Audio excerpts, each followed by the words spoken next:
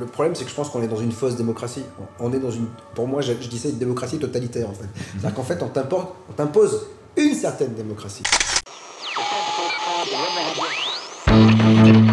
Je pense qu'il ne peut pas y avoir de démocratie sans liberté d'expression.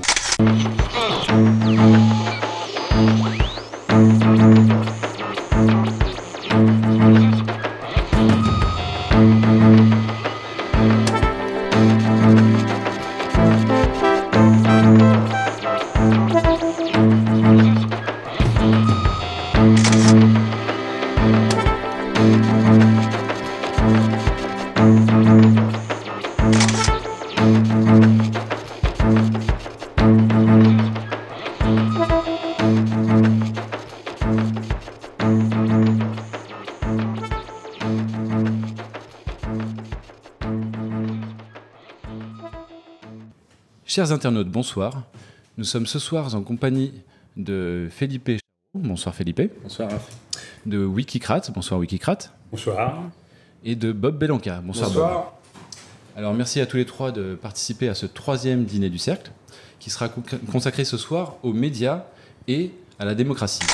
En effet, nous avons la chance ce soir d'accueillir Bob Belanca qui a monté le média BTLV. Bob vous dit toute la vérité. Un média qui ose aborder des sujets complexes et difficiles, des sujets qu'on appelle parfois peau de banane, que les autres médias n'osent pas ou peu aborder. Ou alors pour les décrier d'une certaine manière, selon une certaine doxa. Wikicrate, tu fais partie des citoyens constituants. Il s'agit d'un mouvement citoyen qui existe depuis 2 ans environ et qui regroupe aujourd'hui 80 volontaires de tous horizons, j'imagine. 80 membres. Voilà, mais qui ont pour objectif commun donc, la mise en place d'une constituante avec comme mode de désignation des citoyens constituants le tirage au sort. Absolument. Voilà, je résume. Et donc Felipe, je précise que tu es toi-même très intéressé par tous les sujets de démocratie et de constituante, sur lesquels tu te renseignes depuis plus de 3 ans maintenant. Tu as un projet d'écrire toi-même une constitution. Et par ailleurs, tu t'intéresses également aux médias alternatifs puisque tu as rejoint le Cercle des volontaires. Donc bien, je vais commencer tout de suite avec une première question pour Bob. Comment t'es venue l'idée de monter ce média alternatif puisque tu officiais avant, il y a longtemps, mais pas si longtemps que ça, dans les médias, ce qu'on appelle les médias traditionnels, les médias mainstream? J'ai pas eu vraiment le choix, c'est-à-dire qu'on m'a poussé un peu à la sortie. À l'été de 2013, en fait, je faisais... Ce qui est devenu aujourd'hui la radio était une émission qui s'appelait Bob vous dit toute la vérité, qui était diffusée sur 40 villes de France, sur 3 radios différentes, Ado FM, 8 FM et Vibration, donc on courait une bonne partie de la France. J'étais producteur depuis 2004, je produis mes émissions, parce que ça fait quand même 33 ans que je fais ce métier. Et en fait, je faisais cette émission et... j'abordais bien sûr des sujets qui fâchent, et notamment celui des labos pharmaceutiques. Et on m'a fait comprendre que c'était pas forcément une bonne chose d'aborder ces labos. Déjà, quand j'avais pris l'antenne, je crois que j'ai pris l'antenne le 28 août, et le 11 septembre, j'ai déjà fait une grosse émission. En septembre, ça les a un peu énervés, parce qu'on avait une autre façon d'aborder le 11 septembre. Je voulais savoir, moi, pas qui était derrière, mais comment ces tours pouvaient tomber, et donc j'avais pris des gens qui étaient dans le bâtiment pour qu'ils m'expliquent un petit peu comment ça se passait, etc. Donc on s'est aperçu qu'il y avait des zones d'ombre, encore une fois, ne serait-ce qu'au niveau de l'architecture, de comment ça pouvait tomber, etc. Donc déjà ça les a énervés, mais comme j'étais producteur et que j'avais un contrat, ils étaient obligés un peu de me laisser faire. Et puis voilà, bon an mal an, on allait, plus j'avançais sur les sujets, dans l'année, plus je me disais, mais c'est quand même... en fait, j'avais la sensation d'avoir pris le bout d'une pelote de laine, et je tirais, je m'apercevais déjà que beaucoup de sujets étaient reliés, que ce soit de la spiritualité au paranormal, aux ovnis, au labo. Tu avais l'impression qu'il y avait tout un... Que tout était relié. Oui. Mais alors, est-ce que tu vivais le fait que les autres médias, ou les autres producteurs n'osaient pas aborder très peu ces sujets-là? Parce qu'en fait, d'une part, ils ont peur, en fait. Ils ont peur parce que le problème, c'est qu'encore une fois, quand tu es journaliste, tu es plutôt pas mal loti. Hein, c'est-à-dire que tu as 30%, je crois, d'amoitement sur les impôts, sur une partie de tes impôts. tu bouffes avec des politiques, tu as une carte de presse, tu payes pas les concerts. Donc en fait, c'est plutôt pas mal, quoi, si tu veux. Tu vois, l'ambiance est plutôt pas mauvaise. Et puis à un moment donné, tu te dis, qu'est-ce que je vais aller prendre des risques? Voilà. Les gens, comme d'habitude, ils sont mariés, des enfants, etc. Et puis ils veulent pas prendre de risques. C'est-à-dire que tu vois, aujourd'hui, tu t'aperçois quand tu regardes toutes les chaînes de télévision d'information, c'est la même information partout. Donc qu'est-ce que tu vas aller te mettre en marge? Certains l'ont fait. Ce que je déplorais aujourd'hui, moi, c'est que le journalisme d'investigation n'existait qu'au travers de l'édition. C'est-à-dire qu'aujourd'hui, les grandes affaires, avant qu'il y ait Mediapart, parce que peut-être que la plus grande affaire qu'on a sortie depuis très longtemps, c'est celle de Cahuzac, mais en tout cas auprès du grand public, mais les grandes affaires politiques, économiques, elles sortaient dans l'édition. Je trouvais ça hallucinant que c'était à la FNAC, qu'il n'y avait pas de procès en diffamation, et que malgré tout, ces gens ne soient pas invités dans les médias. Donc c'est ces gens-là qui m'intéressaient, de me dire, voilà, vous avez fait une enquête pendant 1 an, 2 ans, on ne vous invite pas, venez chez moi en parler. Ça a plu, parce que très très vite, l'émission est passée de la 8e place du talk show du soir à la 3e. On a fait 260% d'audience supplémentaire, donc c'était un vrai succès. Ça, c'était à quelle époque? C'était l'année quand j'étais sur Radio FM, où il était fait c'était tout récemment. En FM, vraiment, c'était un gros succès. Vous avez reçu des gens comme Denis Robert, par exemple, ou Non, les choix, on l'avait reçu. Voilà, tous les gens qui, à l'époque... Et encore, moi, au départ, j'étais parti sur 80% de mystère et d'inexpliqué, et 20% de sociétal. Et puis finalement, j'ai basculé de plus en plus, jusqu'à équilibrer la chose. Et là, ça marche pas. C'est-à-dire qu'à un moment donné, on te dit, t'es gentil, il va falloir que tu partes, quoi. Et donc, j'ai regardé ce qu'ils faisaient aux États-Unis, parce que en matière de médias et de web, ils sont quand même toujours un petit peu en avance sur nous. Et j'ai vu qu'il y avait un mec qui s'appelle Glenn Beck, qui est américain et qui est un ex de Fox News, qui a monté la même chose que moi sur le web, chaîne de radio et chaîne de télé. Et je me dis, mais c'est exactement ça. Si je veux avoir la liberté, pas de pub, une autonomie totale. En fait, j'ai changé, j'ai appris un nouveau métier. C'est-à-dire qu'avant, je faisais de l'audience. Maintenant, je fais de la satisfaction abonnée. C'est-à-dire qu'en fait, il faut que je donne, j'ai une promesse produit qui est la vérité. Il faut que je donne à mes abonnés de la vérité, mais sur tous les sujets. Hein. Ça va de la Centrafrique, parce que j'avais été un des premiers à évoquer 3 mois avant que tout le monde s'y intéresse, le problème de la Centrafrique, jusqu'au dopage des cyclistes. C'est-à-dire que je sais que dans l'équipe, vous avez un cycliste, hein, donc voilà. C'est vrai qu'il suffit de suivre tes éditos pour voir qu'effectivement, tu abordes un panel de sujets extrêmement vaste. Quoi. Ouais. Oui, je m'interdis rien. C'est-à-dire qu'en fait, pendant 33 ans, on m'a interdit tout. C'est-à-dire qu'à un moment donné, tu te dis, je suis chez moi, j'ai ma radio, j'ai ma télé. Alors, je dis pas que je m'auto-censure, je sais que j'ai un panel. En fait, j'aborde des sujets que je connais. Voilà. Ouais, c'est un choix éditorial, c'est pas de la censure. Non, c'est ça, c'est qu'il y a des choix, il y a des sujets que je veux pas... On me dit des fois, oui, mais toi-même, tu censures les invités. On m'a parlé, par exemple, de Soral ou de Dieudonné. Je dis, je les censure pas, les invités sont pas venus. Donc à un moment donné, je ne peux pas les censurer, je les invite pour savoir ce qui se passe dans leur tête, et puis ils ne sont pas venus. Mais je ne censure personne. Sauf que comme tous les patrons de médias ou comme tous les animateurs ou journalistes, tu invites des gens que tu as envie d'inviter. J'ai pas envie d'avoir autour de la table des gens que tu n'as pas envie, que tu n'aimes pas, ou que tu n'as pas envie de... Mais je ne parle même pas de leurs idées, au niveau du feeling, quoi, tu vois. C'est marrant parce qu'on t'accuse toi de censure, alors que justement, une des raisons pour lesquelles on t'a invité, c'est que tu as été victime toi-même récemment de censure. C'était il y a 3 jours. En fait, dans le cadre du développement de BTLV, donc, comme on est sur le net, on fait de l'AdWords. L'AdWords, c'est la communication au travers du net. C'est-à-dire voilà, c'est compliqué, hein, j'apprends aussi. AdWords, ça veut dire des mots publicitaires. Voilà, en fait, on fait venir des gens par des mots-clés, des gens sur notre site internet. Fatalement, on contacte des régies dont c'est le métier, des régies publicitaires dont c'est le métier. Et on envoie un sujet sur le RSI afin qu'il soit boosté. Et là, tout de suite, je reçois un mail, qui est d'ailleurs dans l'édito, que j'ai lu, où on me dit, voilà monsieur, c'est très sympathique ce que vous faites, mais enfin, l'histoire du RSI n'est pas légale. On m'oppose l'article du 9 mars qui nous démontre que le RSI est à nouveau conforté dans sa légitimité, qui oblige tout entrepreneur à cotiser au RSI. Et on me dit, vous avez fait une émission il y a longtemps sur le RSI, donc on ne peut pas booster votre média. Une vidéo qui était sur YouTube. Oui, c'est une vidéo qui était sur YouTube en accès libre. En plus, c'était avec Guillaume de Thomas, qui représentait Tondu. Et à un moment donné, j'étais fou parce que je me suis dit, cette émission, elle est passée, je l'avais faite le 29 octobre 2014, avant que le RSI soit conforté donc, dans sa légitimité. Plusieurs mois avant. Oui, plusieurs mois avant, et ça n'a pas empêché donc cette régie de me censurer dans leur dispositif et de dire non, on ne travaille pas avec vous. Mais ce qui est fort quand même dans le mail, c'est qu'elle me dit qu'elle travaille pour des sites d'État, donc c'est fabuleux, donc voilà, et pour des sites de grands médias. Donc là, tu t'aperçois que finalement, c'est toujours le pot de fer contre le pot de terre, quoi. C'est-à-dire qu'en fait, je précise t'es là, tu t'agites. Pour bien que les internautes comprennent, en fait, ils vous ont puni rétroactivement. C'est-à-dire qu'à l'époque où vous avez sorti cette vidéo, ce n'était pas du tout contraire à cette loi. Il y avait un flou artistique, parce qu'en fait, quand tu allais à Bruxelles, on te disait oui, tu peux sortir du RSI, etc. Mais c'est encore comme c'est le problème européen, c'est qu'en fait, tu as des lois en France, et puis à l'Europe, on te dit monsieur, vous avez le droit. Donc, et en fait, Guillaume de Thomas nous disait mettez de l'argent de côté. Il ne disait pas de ne pas payer, il disait mettez de l'argent de côté. Mais on doit faire changer le RSI. Donc en fait, il était venu, mais il avait été invité sur M6 et il avait été invité sur Europe 1. Sauf que ces grands médias n'ont pas été censurés. Tu comprends ce que je veux dire ?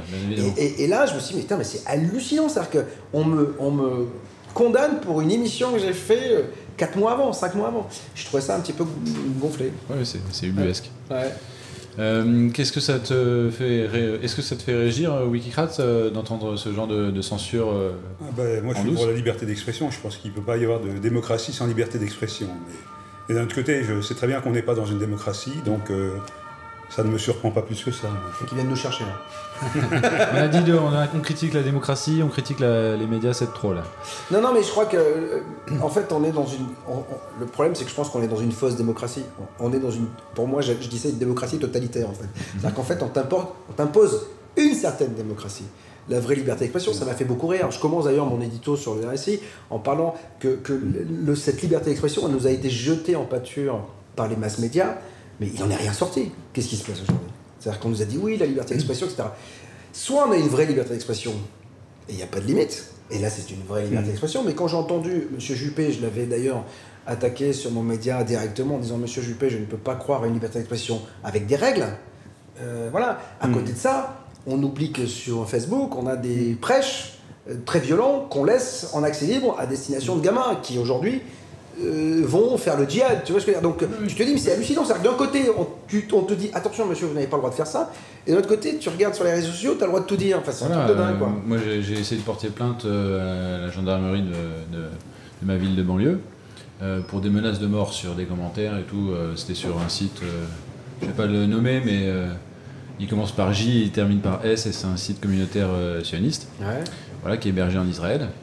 Et voilà, les gendarmes n'ont pas, le gendarme à qui j'ai eu affaire n'a pas, c'est pas qu'il n'a pas voulu prendre la plainte, mais il a dit bon, je refuse pas de prendre votre plainte, mais je vous conseille très très fortement de ne pas porter plainte parce que ça ne servira à rien. C'est dans ces moments-là où tu as besoin, il faudrait tout enregistrer. Le problème c'est qu'on devient parano après.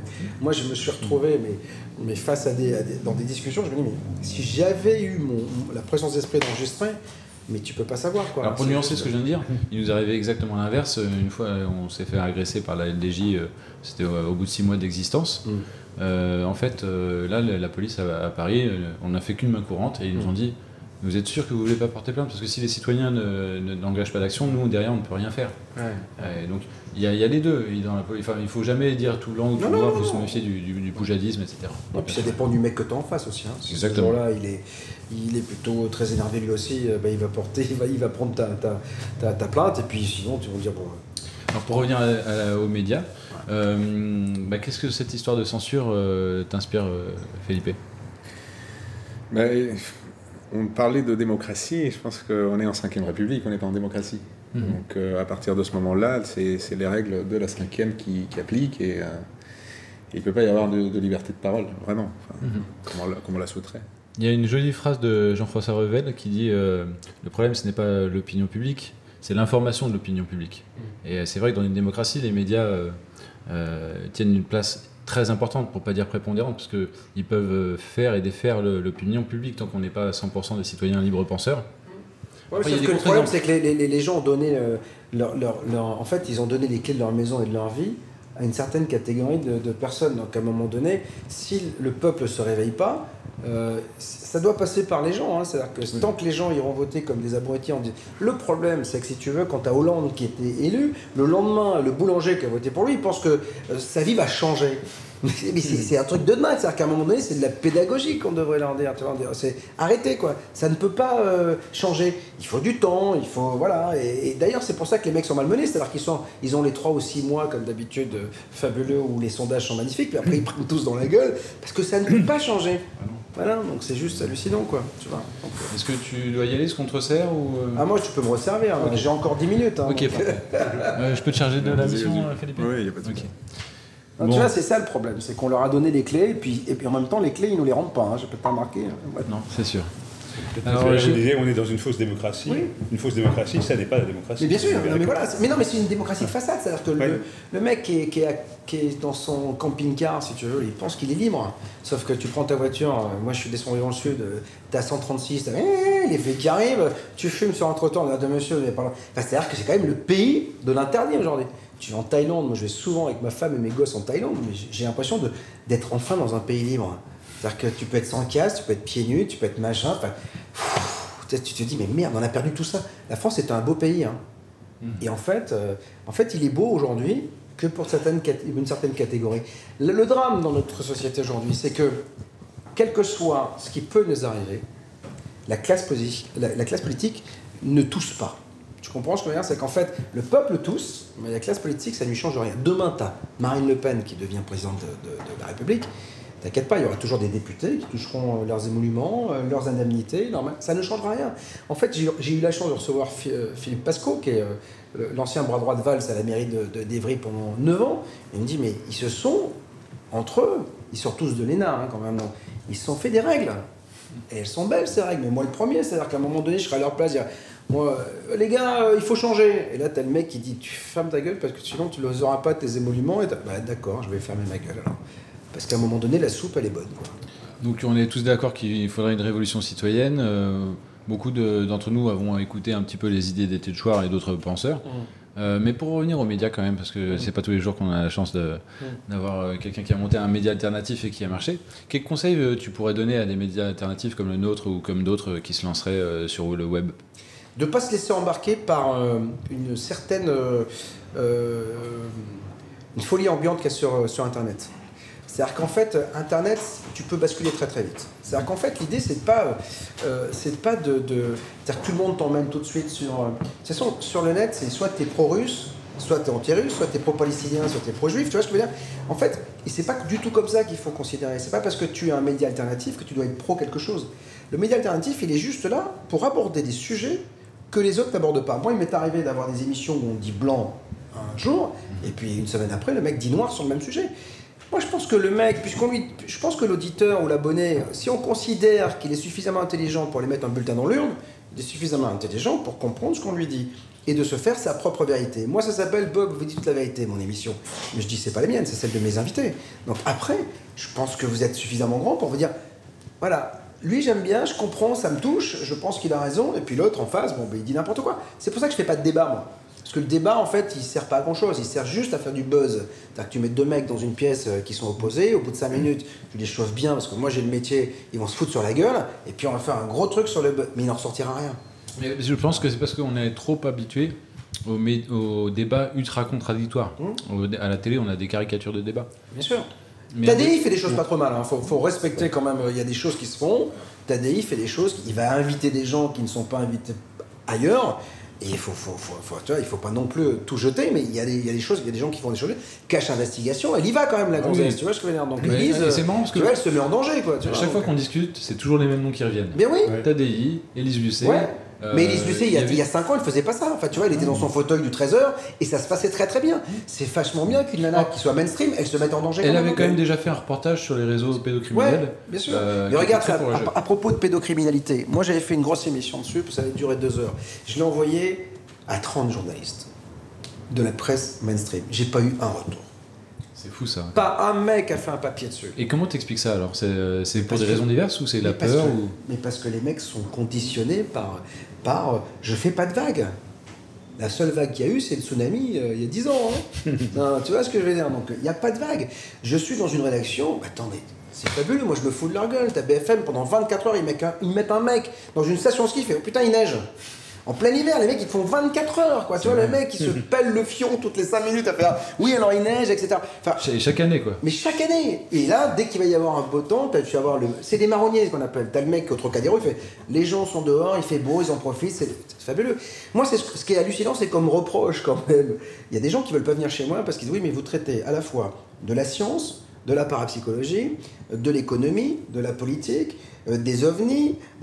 Et alors, je fais quand vous regardez le journal de TF1, vous regardez le 31 août, on va vous faire 3 minutes sur le retour des vacanciers, on va vous faire la Syrie, et puis on va vous faire la Russie, on va vous faire le plat belge qui est à la mode. Et les sabots de bois. Voilà, et vous viendrez quand même inviter. Tu vois, le problème c'est que le net a une image alternative, et c'est ce que j'ai pour en revenir à ta question initiale, c'est qu'est-ce que tu donnerais comme conseil, c'est de ne pas se laisser embarquer. Parce que tu peux très vite te laisser embarquer, parce qu'il y a des gens qui sont tellement en guerre, que en fait ça devient un combat. Moi, c'est pas de combat. La différence, je le dis bien encore une fois, et je l'ai déjà dit à quelqu'un qui venait d'un autre média qui voulait absolument travailler avec moi, je dis mais moi j'ai pas de combat, mon grand. Même par rapport à la vérité? Non, je veux qu'elle sorte, mais c'est pas un combat. C'est-à-dire que, je vais te dire une chose. C'est pas un combat, mais c'est quand même tu agis en faveur de. Non, mais je fais juste mon métier. Un journaliste, normalement, tous les journalistes devraient être comme moi. Tu vois ce que je veux dire en disant, attends, je reçois quelqu'un, je veux savoir la vérité. Mais c'est juste. Mais tu sais, quand j'ai reçu Plenel, j'avais reçu Plenel à Ado, il me dit, mais c'est antinomique, journaliste d'investigation. Normalement, un journaliste, il est là pour investiguer. C'est vrai. Et on a aujourd'hui journaliste d'investigation. Mais normalement, le journaliste, c'est l'investigation. C'est comme le journaliste. Mais oui, c'est ça. Nous, on se nomme journaliste citoyen, mais tout journaliste devrait agir de manière citoyenne. Enfin, mais bien sûr. C'est un pléonasme. Mais tout le monde est journaliste aujourd'hui. T'as un iPhone, t'es journaliste. Le problème, c'est que maintenant, avec les journalistes salariés, c'est-à-dire en plus avec où ils ont à leur décharge, ils ont des formations de plus en plus simplistes. Et en fait, on leur apprend à faire des copier-coller de dépêches AFP, mais ils lisent des dépêches, de ne pas avoir d'avis.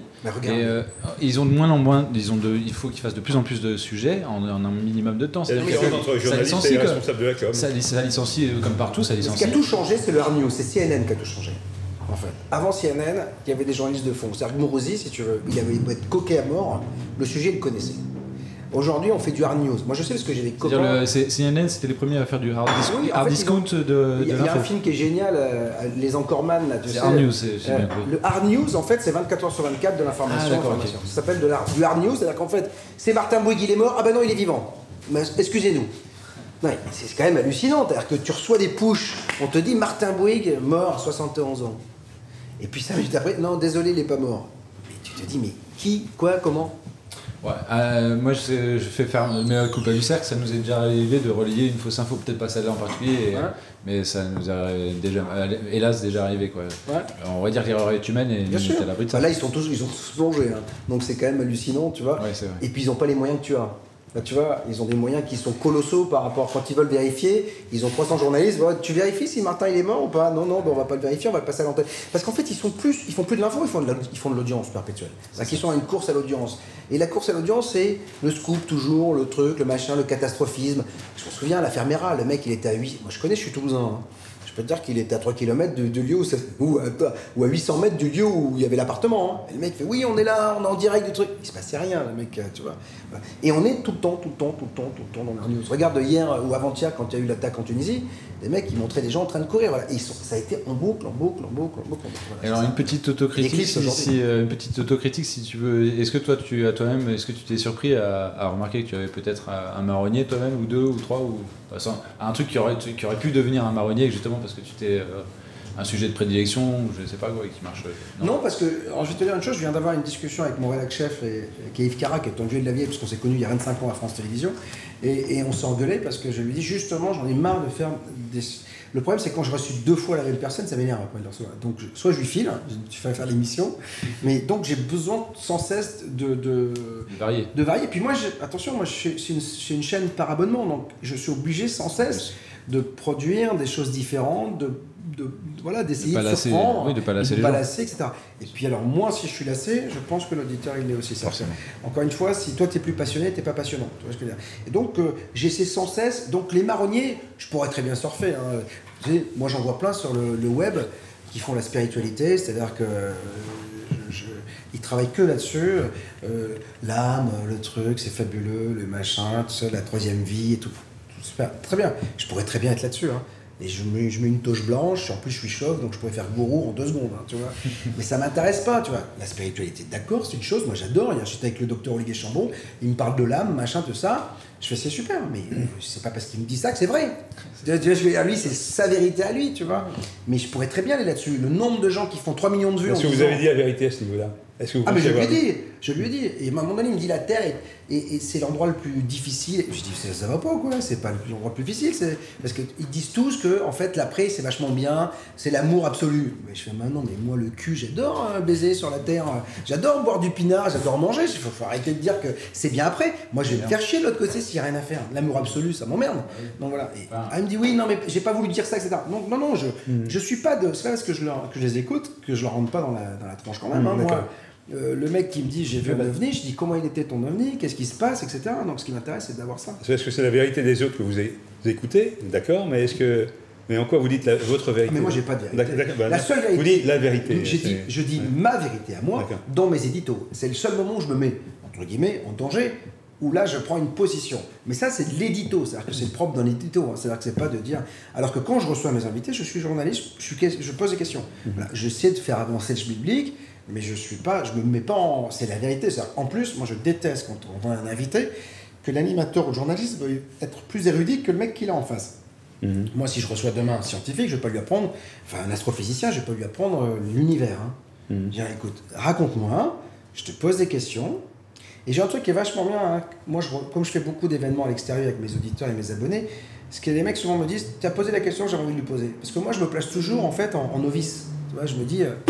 Voilà, tu me dis que l'univers, il y a des multivers, qu'il y a des trous de verre, qu'il y a des baies vitrées, si tu veux, où tu peux passer, machin.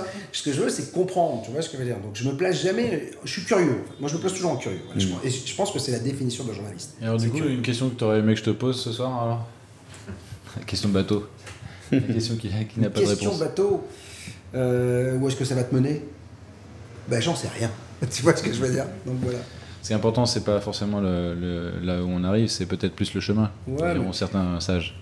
J'ai eu la chance de travailler aux États-Unis, je suis tombé sur un mec qui m'a dit arrête de vouloir être à demain. Tu vois, j'étais toujours dans la quête de quelque chose. Il m'a dit mais profite de ce que tu as là. Et j'ai appris ça, ça m'a vachement calmé, hein. Même si je suis encore très nerveux. Ça m'a vachement calmé, j'ai appris à me satisfaire de ce que j'avais, parce que j'étais toujours dans la quête de quelque chose. Tu te dis, ouais, c'est bien, mais je veux autre chose. Et en fait, je me suis aperçu que ce qu'on vivait, et quand tu regardes ton passé, tu te dis, putain, j'ai quand même fait plein de choses déjà. Et c'est vachement bien, tu vois. Et ça, c'est quelque chose que souvent les gens font sur leur lit de mort. Et là, le mec me disait, mais fais-le avant, hein, tu vas voir, c'est vachement bien. Tu vois, donc voilà. Ça tranquillise. Quoi. Ouais. Bob, merci beaucoup pour d'être venu et d'être resté un peu plus que prévu même. Et désolé d'avoir commencé un petit peu en retard. Pas grave, il y avait à manger, tout ça. Moi, je veux goûter le pain de monsieur parce qu'en fait, c'est vrai qu'il a fait du pain, c'est lui qui l'a fait. Donc, je vais le goûter. Alors, tu peux nous redire la recette? La recette, j'ai préparé. Je pourrais vous envoyer. La publier si vous voulez. Les ingrédients, je veux dire. Pardon? Les ingrédients déjà. Alors, les ingrédients, il y a plusieurs sortes de farine. Il y a de la farine, que des farines bio. Il y a de la farine intégrale, de la farine blanche, de la farine 5 céréales et je mets également des noisettes et des céréales. Je mets des graines de courge, des graines de lin, des graines de pavot. Et quand le pâton est fait, je le roule dans un mélange de graines et de farine de seigle, de façon à ce qu'il ait sa couleur un peu dorée. Et sinon, il est pétri dans un petit pétrin. Tu mets du sel de Guérande également? Du sel de Guérande, oui. Non, on va être gentil, on va en laisser pour l'équipe. Il est au levain et qu'est-ce que je veux dire? Et je le cuis dans un four électrique ordinaire, un petit four, un mini four. Merci, c'est délicieux. Allez, pause.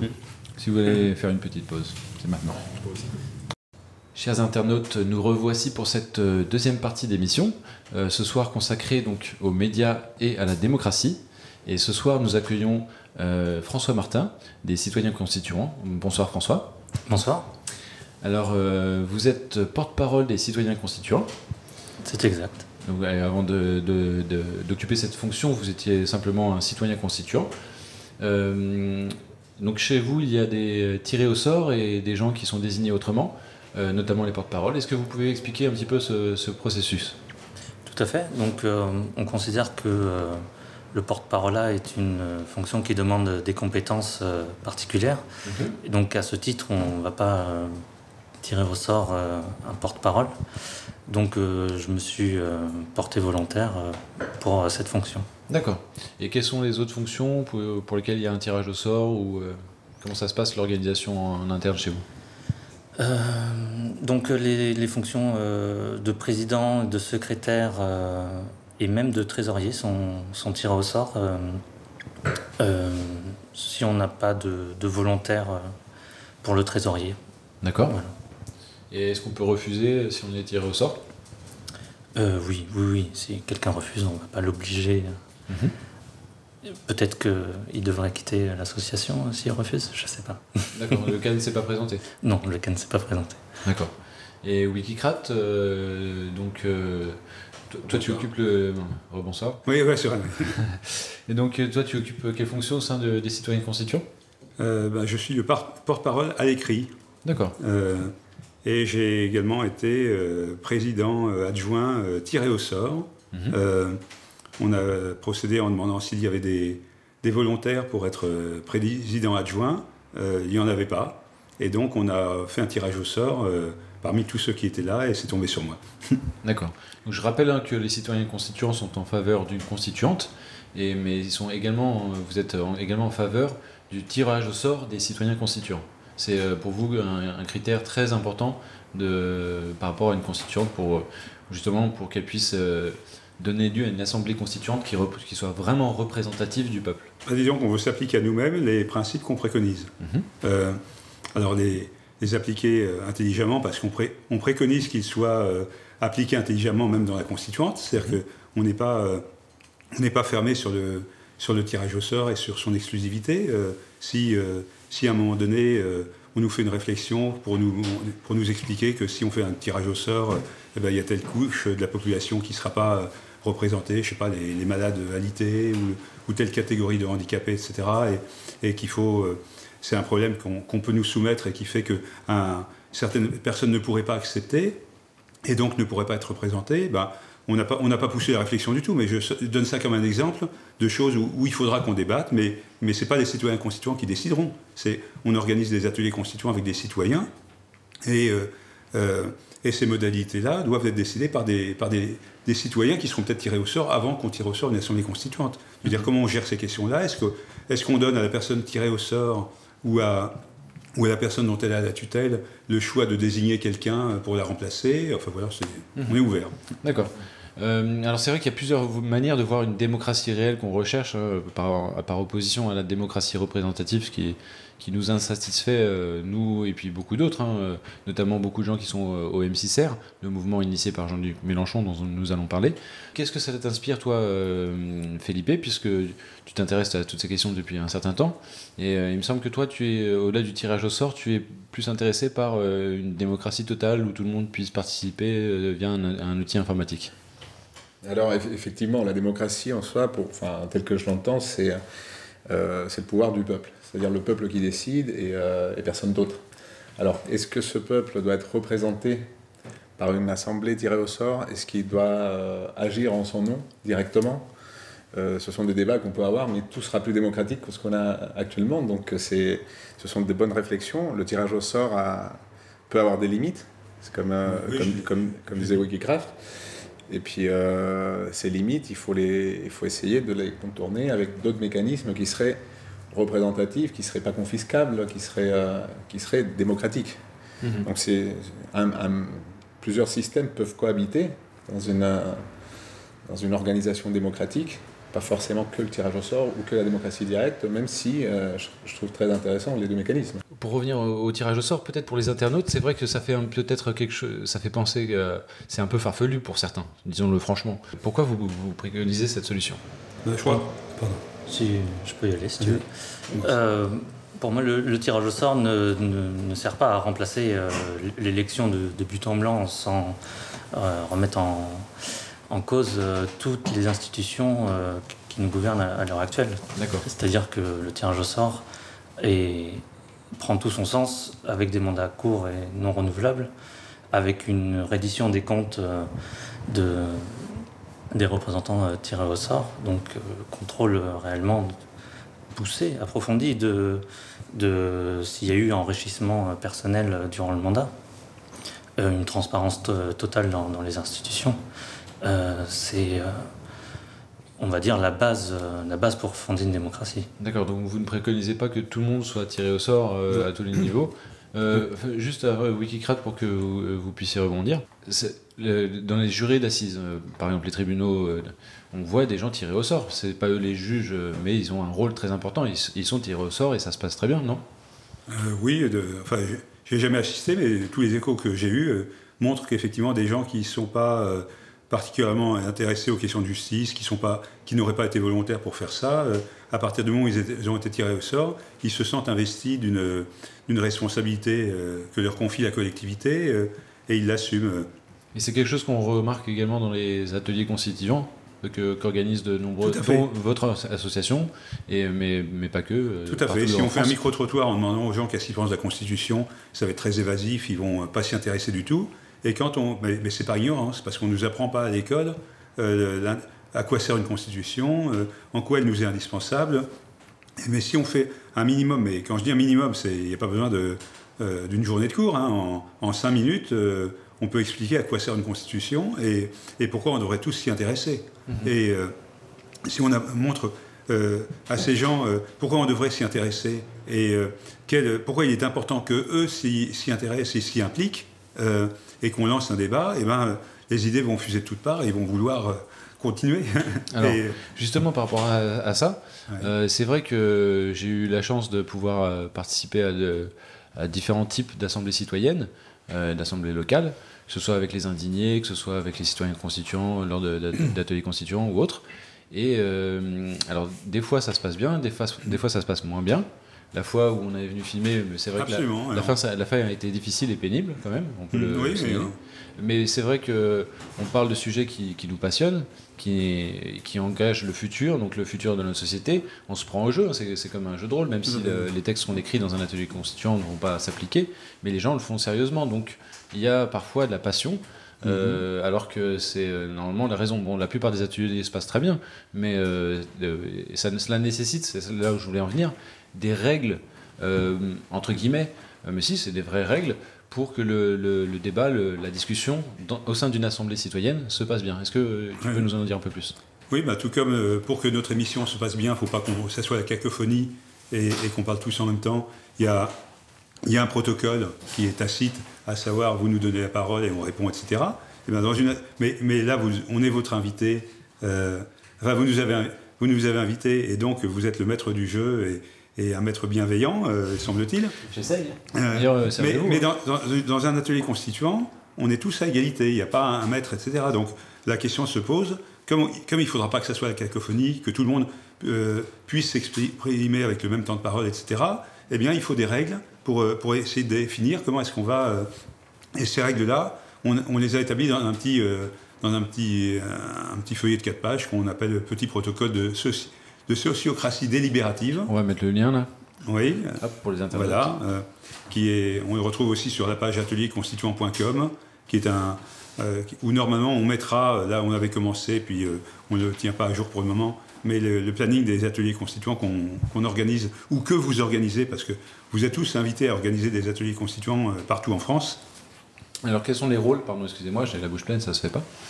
Quels sont les rôles les rôles qu'on choisit en fait dans une assemblée? Il me semble qu'il y a le modérateur, l'animateur. Comment ça se passe? Oui, alors il y a celui à qui on demande le temps de parole. À vrai dire, je retiens jamais les noms, etc. Parce que peu importe, ce qui m'importe pour moi, c'est les fonctions. Il y a la fonction de celui qui chronomètre le temps de parole, qui s'assure que les gens ne font pas des grands ponts qui durent plus de 2 ou 3 minutes. D'ailleurs, on peut décider au début de la réunion, est-ce que ça sera 2 minutes ou 3 minutes, et avant de rendre la parole. Aujourd'hui, ils avancent bien, ces ateliers constituants. Il y a de la constitution qui se crée derrière. Alors, on n'est pas arrivé au stade où on s'est bien organisé pour remonter pour structurer les choses. C'est un processus, mais l'intérêt n'est pas... nous ne prétendons pas, nous, Atelier Constituant, avec les gens qui viennent et qui ne sont pas des citoyens constituants, on ne prétend pas, nous, écrire la Constitution qui va gouverner le pays. On prétend démontrer que des citoyens lambda s'y intéressent et sont capables de s'investir et d'avoir des propositions intelligentes.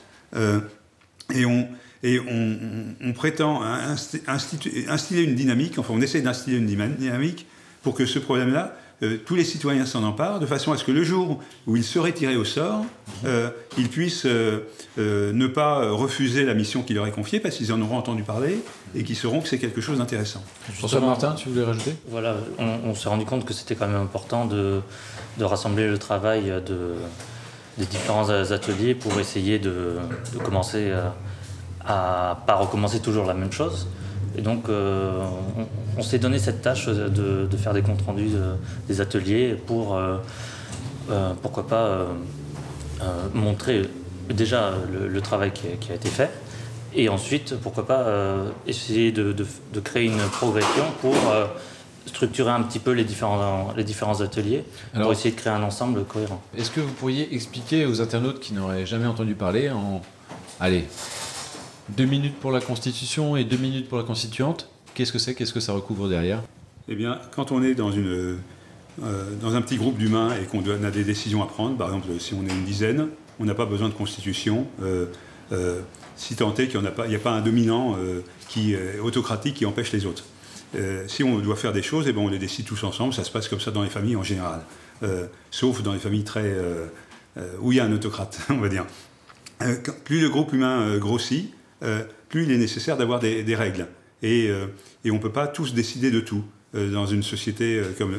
même une grande ville comme Paris, on va pas... quand il y a une décision à prendre, on ne va pas demander à chaque Parisien de voter est-ce que la hauteur des trottoirs doit être de 11 cm ou de 12 cm. Il est important que chacun puisse s'exprimer sur les points importants, mais on peut...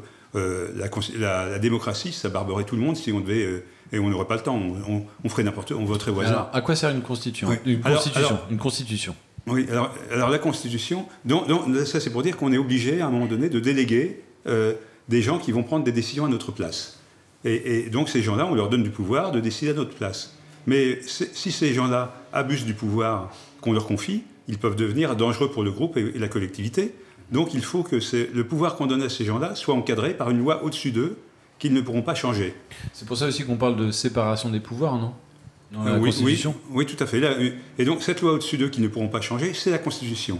Et alors pourquoi la séparation des pouvoirs ? C'est parce que quand on donne des pouvoirs à des gens de faire la justice, à d'autres gens de faire la police, à d'autres gens de faire les lois, si ces pouvoirs-là se concentrent et s'allient et se concentrent, ils vont devenir très puissants et il sera beaucoup plus difficile à une loi et à une constitution de protéger les citoyens de leurs abus de pouvoir. Vous avez nommé 3 pouvoirs en particulier. Oui. C'était vous pouvez les renommer ? Il y en a plein. Il y a la création monétaire, il y a le fait d'informer les citoyens, d'éclairer les citoyens sur les choix qu'ils doivent faire en démocratie, les grands choix.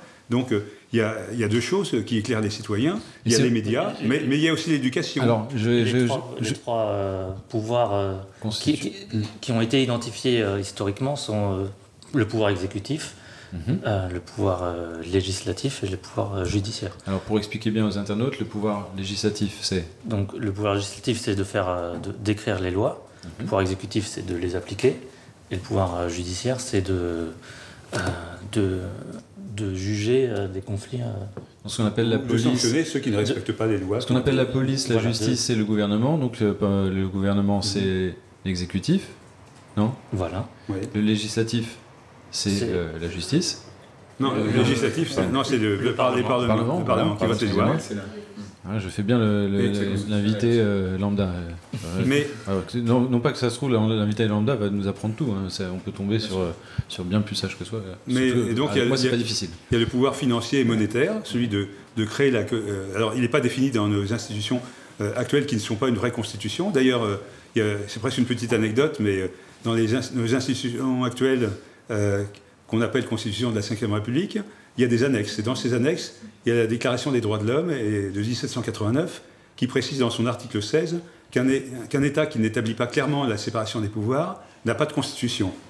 Quand on regarde notre texte institutionnel, que je n'appelle pas constitution, eh bien les juges dépendent du parquet et du ministre de la Justice, donc de l'exécutif. Il y a des tas d'exemples. Les pouvoirs ne sont pas tout à fait séparés. Oui, tout à fait. Alors justement, en parlant des imperfections de la Ve République, et avant de parler, j'aimerais vraiment qu'on parle du M6R juste après. Dans la Ve République, on sépare 3 pouvoirs, mais on a parlé de 2 autres pouvoirs qui ne sont pas vraiment nommés, et c'est donc les médias. Voilà, et la création monétaire. Et je voudrais en rajouter un autre qui est le pouvoir constituant, justement. D'accord. Il n'y a pas de vraie séparation non plus. D'accord. Parce que quand on voit que l'exécutif passe une loi, commence à écrire la loi avec un article 49.3, il est en train de remplacer les parlementaires, quelque part. Il outrepasse le Parlement. Oui, mais bien sûr. Parce que le Parlement n'a pas son mot à dire là-dessus. Il outrepasse pas, puisque c'est prévu dans le texte, mais il illustre que les pouvoirs ne sont pas séparés dans notre texte. D'accord. Le simple fait d'avoir aligné les élections présidentielles de l'élection des députés 2 mois plus tard prouve qu'il y a un rapprochement, une synchronisation de ces 2 pouvoirs-là qui est dangereux. Donc une 6e République, est-ce que le terme vous convient? Certains parlent de première démocratie ou de première République citoyenne pour s'opposer aux 5 premières républiques qui étaient des républiques représentatives, c'est-à-dire qu'on a des... Si vous pouvez expliquer, qu'est-ce que c'est qu'une république représentative? République... on parle de démocratie représentative, c'est le terme qui... Alors, une démocratie représentative, pour moi, c'est un oxymore, tout comme démocratie participative est un pléonasme. D'accord. Autrement dit, une démocratie ne peut être que participative, et si elle ne l'est pas, c'est pas une démocratie. Et donc si elle est représentative, alors on est obligé, comme je l'ai dit tout à l'heure, même dans un grand pays, avec une bonne constitution, on est obligé de déléguer du pouvoir, donc de se faire représenter. Donc, mais admettons-le, une démocratie parfaite, où tout le monde voterait pour tout, n'est pas possible. C'est un idéal, une démocratie. C'est-à-dire qu'il faut y tendre, et donc il faut justifier de procédures qui rendent légitimes les pouvoirs qu'on va confier. Donc, si les gens à qui on confie du pouvoir sont contrôlés, renouvelés régulièrement, et qu'ils ne peuvent pas abuser du pouvoir, et que quand il y a des grandes décisions, ils consultent le peuple par référendum, eh bien, même si ça n'est pas une démocratie parfaite, ça sera le meilleur positionnement de curseur possible, puisque la société fonctionnera bien et les gens ne seront pas trahis. Et pourquoi on serait obligé de déléguer le pouvoir?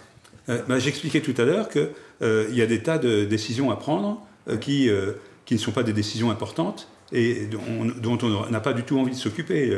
J'avais cité la hauteur des trottoirs.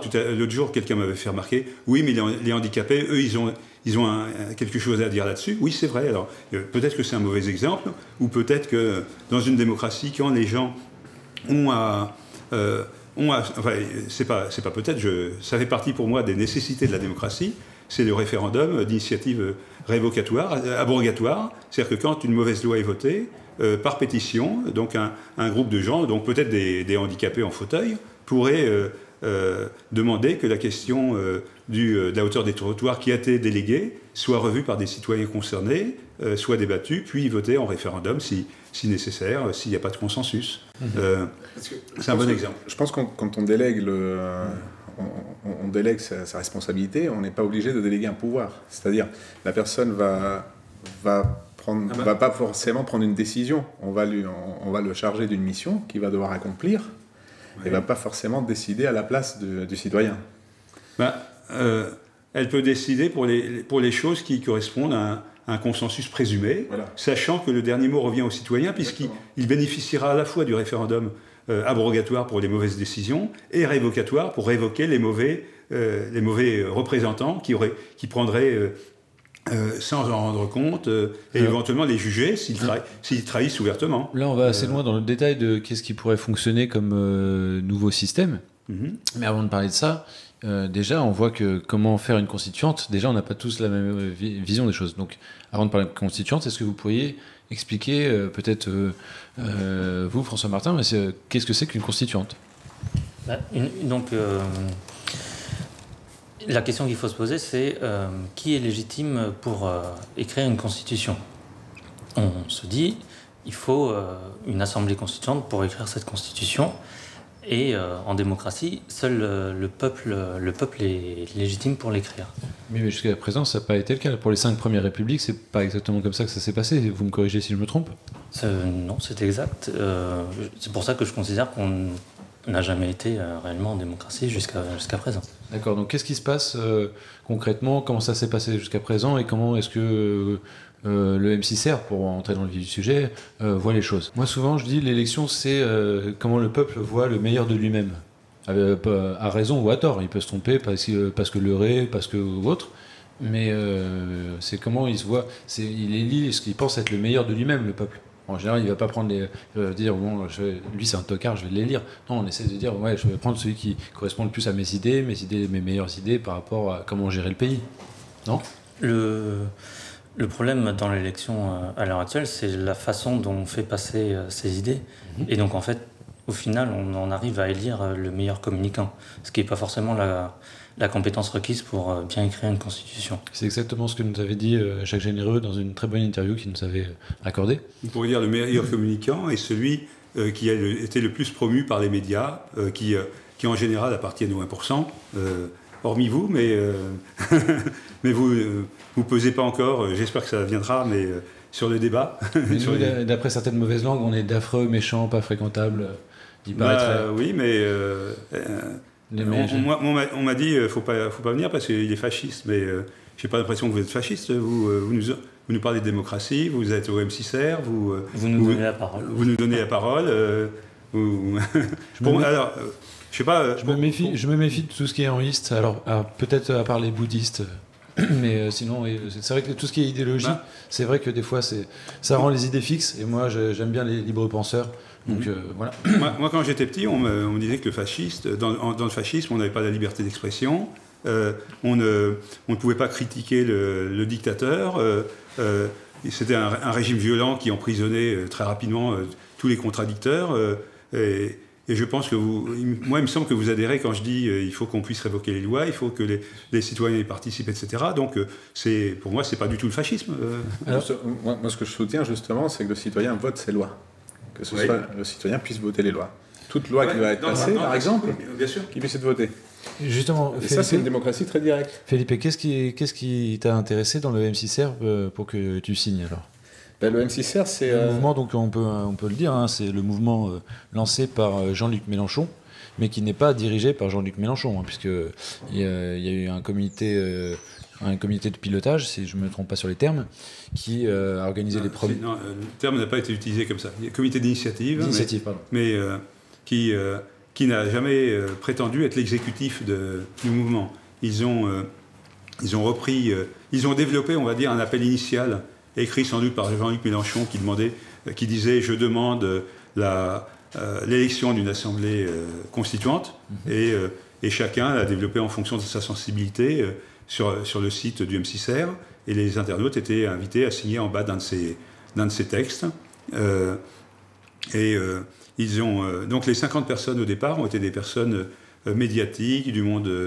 quand je dis médiatique, pas du monde des médias, mais des gens qui avaient un aura médiatique. Oui. Et donc c'était des personnes qui étaient en faveur d'une constituante, mais qui avaient quand même, on peut le dire, des visions assez différentes, voire parfois même très différentes, de comment il faudrait organiser cette constituante. Oui. Et on a vu avec les différents appels qui ont été lancés que ça allait de l'Assemblée constituante, on va dire, classique, telle qu'on la connaît jusqu'à présent, c'est-à-dire élue, à une assemblée constituante tirée au sort. D'accord, donc ça prouve quand même l'ouverture au débat de la part des initiateurs du projet. C'est-à-dire tout à fait. Tout à fait. Ils ont même... Jean-Luc Mélenchon a dit plusieurs fois qu'il n'était pas pour le tirage au sort d'une assemblée constituante, mais il a quand même tenu à ce qu'il y ait Judy Bernard, qui est une réalisatrice, metteur en scène, journaliste, comédienne, qui affichait ouvertement sa position pour le tirage au sort, et il lui a proposé aussi, ou il lui a fait proposer, je ne sais pas, de faire partie des initiateurs. Elle a tout de suite compris que le terme de départ élection, je demande l'élection d'une assemblée constituante, pouvait être pris dans son sens d'origine, à savoir, il y avait à l'origine du temps de Rousseau l'élection par le choix ou l'élection par le sort. Et donc le terme élection ne présumait pas... Excusez-moi. L'élection par le choix, autrement dit, en élisant les constituants, ou par le sort, en tirant au sort parmi les citoyens. J'ai entendu l'élection par le choix, mais... Ah non. Ça va venir. On va en parler tout à l'heure. Donc justement, on n'en était pas loin, puisqu'on a évoqué Judith Bernard. Et effectivement, de ce que je sais, moi, Jean-Luc Mélenchon a essayé de lui faire toute la place au sein du collectif de manière tout à fait honnête. Oui, en revanche, malheureusement, il y a eu des débats très vifs. Alors peut-être que, on va faire notre critique au cercle, peut-être que j'ai moi-même alimenté un petit peu ce débat qui a été trop vif. À mon avis, ça a été plus qu'un débat, il y a eu des insultes carrément, disons-le, par tribune interposée entre signataires. Et ça a été un petit peu déplorable, ça n'a pas été un très très beau spectacle malheureusement. Et il y a des gens qui en ont souffert de ces calomnies, il y a eu des procès d'engagés je crois, il y a eu des gens qui ont eu des conséquences physiques même, qui en ont été malades de manière somatique, parce que c'est jamais agréable de se faire calomnier, de se faire insulter, surtout quand on est des personnes très engagées et très humanistes. C'est pas parce qu'on a des manières différentes de voir les choses qu'il faut s'envoyer des invectives ou des étiquettes à la figure. Bref, on va passer assez vite sur ce sujet parce que ça fait couler beaucoup d'encre, ça fait beaucoup de mal à beaucoup de personnes. Et le sujet ici, c'est plutôt d'essayer de voir les points positifs, même s'il ne faut pas taire on n'est pas là pour taire. Nous, on a fait une série d'articles sur tout ce qui s'est passé, on a suivi en détail. Felipe, tout n'est pas parfait, tout n'est pas blanc, tout n'est pas noir. Après, c'est vrai qu'il y a des gens qui ont été très déçus suite à ces épisodes et qui ont quitté le M6R. Et puis, il y en a beaucoup que ça n'a pas empêché de poursuivre l'aventure. Donc, il y a une plateforme qui s'appelle Nous le Peuple, sur lesquelles les gens ont pu se présenter. Il y a une élection un petit peu étrange qui a été décidée, on va dire. Une sorte de mix. Est-ce que François Martin, vous pouvez expliquer ce mix qui a été décidé ? Donc, justement, il a été décidé par le comité technique. Le comité technique a imposé un mix de différentes méthodes d'élection. Les 50 personnes du comité d'initiative ont le droit de nommer une personne de leur choix à cette assemblée. 50 personnes sont tirées au sort et 108 sont élus. D'accord. Donc c'est peut-être aussi une manière peut-être d'essayer de contenter tout le monde. Disons que c'est effectivement comme ça que ça a été présenté. Et moi, je ne remets pas en cause la bonne foi des gens du comité technique qui ont lancé ça. C'est-à-dire que je pense qu'ils ont voulu... ils n'étaient pas nombreux, pas beaucoup de moyens, et ils avaient quelques bénévoles pour faire le site web, etc. Et ils ont, à mon avis, fait une grosse bourde, qui était de lancer, en essayant, avec toute la bonne conscience, à savoir, ils ont vu qu'il y avait un débat sur le tirage au sort, ils se sont dit, on va mettre du tirage au sort. Et puis, malheureusement, ils n'ont pas eu de réflexe démocratique. Ils ont mis en place ce processus sans avoir consulté personne, et quand il y a eu des remarques qui ont été faites en disant que ce n'était pas démocratique, mais le M6R, pris dans sa logique de si on veut être trop démocratique, on risque de perdre du temps, ça risque de s'enliser, on risque de se faire infiltrer. Pardon ? On risque de se faire infiltrer. Peut-être aussi. Donc a voulu imposer un truc pour aller vite, et quand il y a eu cette fronde que j'ai menée avec des critiques argumentées, ils n'ont pas su faire amende honorable. Ils ont eu peur peut-être que ça porte une mauvaise image au mouvement, etc. Et ils se sont entêtés là-dessus. Donc c'est un peu bête, mais il y a eu des tensions très vives qu'on regrette. Un des arguments invoqués, je crois, c'était qu'ils souhaitaient qu'il y ait une certaine continuité dans le mouvement, et donc qu'ils souhaitaient que, parmi les signataires de départ, les 50 signataires, les personnalités, il y en ait donc un certain nombre, un maximum, qui continuent à l'aventure. Alors ça, c'était pour justifier le fait complètement antidémocratique que les 50 personnalités du comité d'initiative puissent chacune soit s'autonomer dans l'Assemblée représentative, soit nominer quelqu'un. C'est un petit peu comme si, quand on termine une législature à l'Assemblée nationale et les Français vont voter pour un nouveau Parlement, les anciens députés pouvaient se garder un quota de choix pour la future Assemblée. Ça semblerait aberrant, mais c'est bien comme ça que ça s'est passé. Alors que moi, moi je pense qu'il faut tirer un chapeau aux gens qui ont eu le courage d'être les initiateurs. Ils ont, à mon avis, ils sont pas n'importe qui. C'est-à-dire que, ils auraient pu être auditionnés chacun et donner des conseils aux tirés au sort qui sont des débutants en politique, parce que c'est pas des professionnels, les tirés au sort. Je le précise en passant, et avant de redonner la parole à François Martin, je le précise, tu as été candidat et tu as été élu. Oui, alors moi qui suis contre le principe électoral, à un moment donné, il y avait 108, dans une assemblée de 208 personnes, il y avait 108 élus. Ben, je me suis dit, on est pour moi je suis pour le tirage au sort, on a plein d'autres signataires que j'ai fait rentrer dans le M6R sont pour le tirage au sort. Si on se présente pas et si on n'a pas d'élus, mécaniquement, on ne sera pas représenté. C'est une assemblée représentative, c'est-à-dire que il n'y a que le tirage au sort qui peut donner une bonne représentation sociologique, mais l'élection donne une mauvaise représentation sociologique, mais on donne quand même une. Mais si on boude ce quota qui va représenter plus de la moitié de l'Assemblée, ça veut dire qu'il n'y aura que des partisans de l'élection qui seront déjà majoritaires d'emblée. Donc à ce moment-là, si c'est ça, il n'y a plus qu'à partir. Oui, c'est sûr. Donc j'ai fait le choix de dire, non, une voiture de course, on lui met des freins, et nous on est contre l'élection, on va se présenter. Voilà. Je crois qu'en Afrique on dit on ne laisse pas une chaise vide. Avant de te donner la parole, je crois qu'il y avait François Martin qui voulait ajouter. Oui, je voulais appuyer justement sur le fait qui a été abordé, ils annoncent une assemblée représentative, et je ne vois pas en quoi les initiateurs sont réellement représentatifs du peuple en tout cas. Ou des signataires. Quelle que soit leur bonne volonté par ailleurs.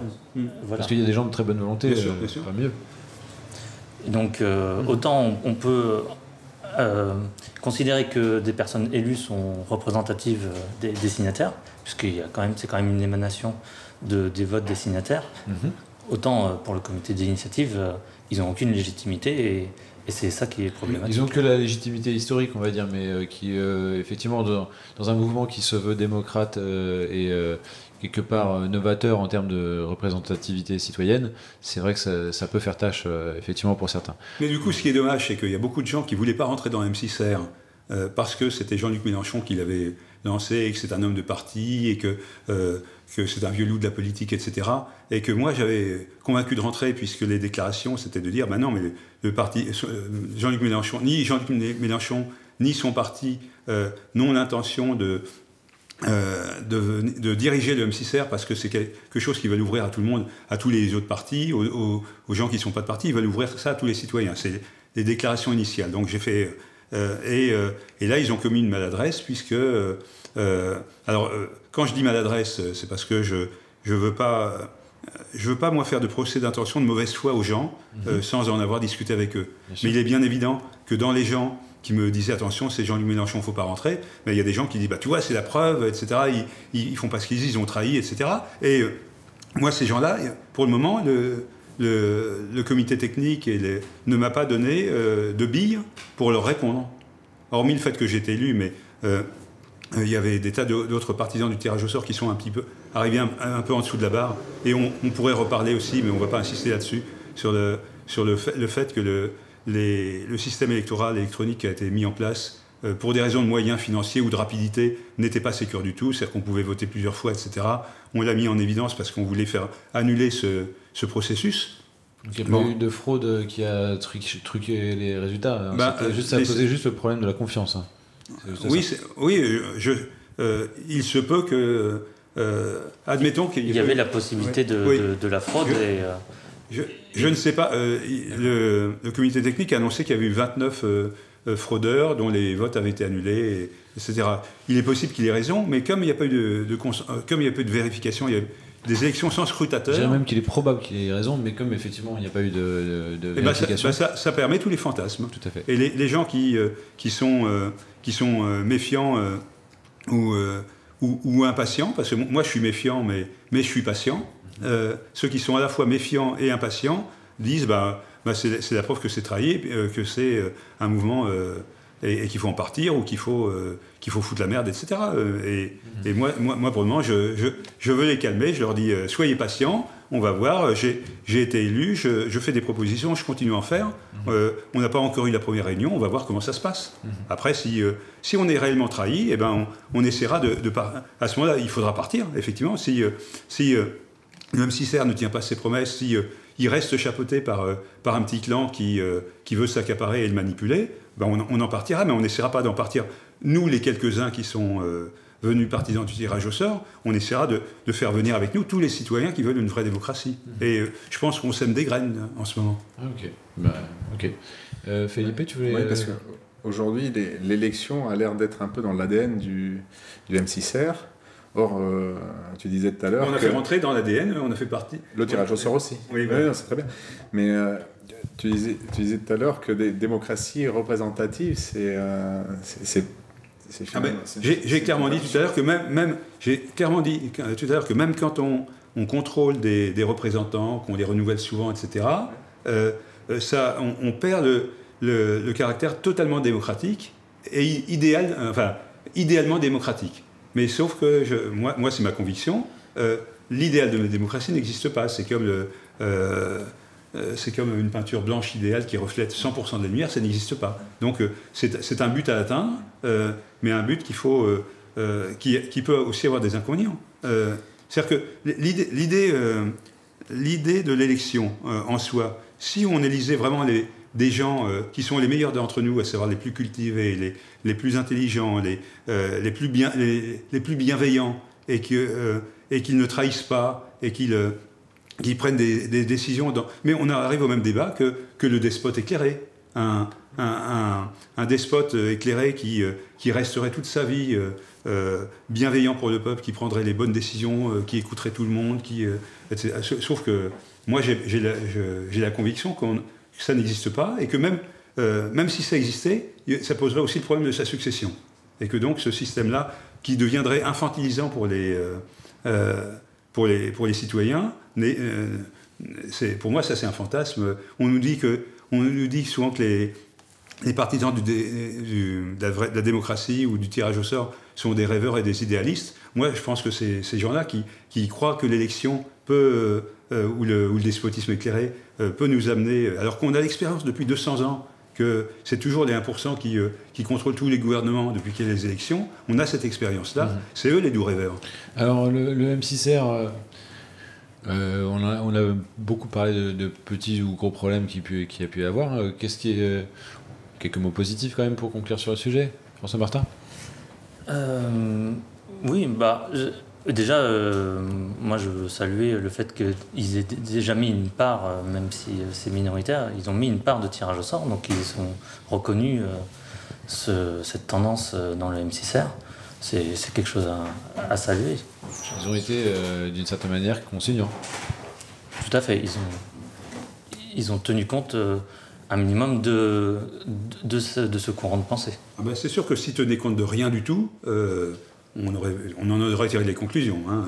J'avais dit qu'on les tirerait, il faut être patient et qu'on les tirera éventuellement plus tard si le M6R ne peut pas être suffisamment démocratique, parce que ils essayent de l'être un petit peu avec les 50. J'ai mis un article, d'ailleurs je peux inviter tous ceux qui nous regardent et qui sont au M6R ou qui n'y sont pas encore à y venir. Et moi j'ai mis un article en disant il y a 50 signataires qui ont été tirés au sort, ce sont eux qui sont légitimes dans l'Assemblée représentative pour voter.